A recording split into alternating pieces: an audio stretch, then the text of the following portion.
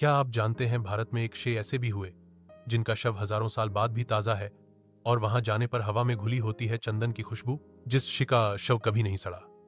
महर्षि मूक शक्ति की रहस्यमयी कथा स्रोत ब्रह्मांड पुराण, स्कंद पुराण, कौमारिका खंड और महर्षि पराशर संवाद संग्रह के टीका ग्रंथ। सतयुग का समय हिमालय की एक दुर्गम गुफा में तप करते थे महर्षि मूक शक्ति, ऐसे ऋषि जिनके बारे में बहुत कम लोग जानते हैं।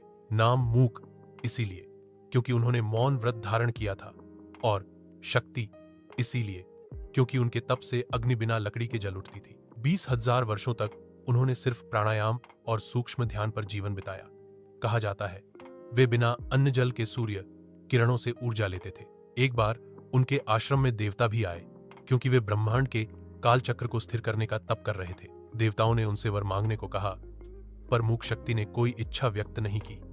जब उनकी आयु पूरी हुई वे उसी गुफा में समाधि में बैठ गए। साल बीते, युग बदले, पर आश्चर्य, उनका शरीर ना सड़ा ना गल सका। गंध नहीं बल्कि गुफा से हल्की चंदन गंध आने लगी। स्कंद पुराण में यह श्लोक आता है, न जीर्यते न म्रियते महायोगी महाशय तपसा दग्ध कर्माणो देहोप दिव्यताम गतः। अर्थ, जो महायोगी तप से सभी कर्म जला चुका है उसका शरीर न वृद्ध होता है न नष्ट, वह दिव्य हो जाता है। आज भी स्थानीय गढ़वाल के कुछ साधु मानते हैं कि वह गुफा अब भी मौजूद है, और जो भाग्यशाली वहां प्रवेश करता है उसे हल्का सा घंटी का स्वर और सुगंध महसूस होती है। कहते हैं यह महर्षि मूक शक्ति की मौन आशीर्वाद है, और जो वहां सच्चे मन से ध्यान करता है उसे 3 जन्मों का पुण्य एक साथ प्राप्त होता है।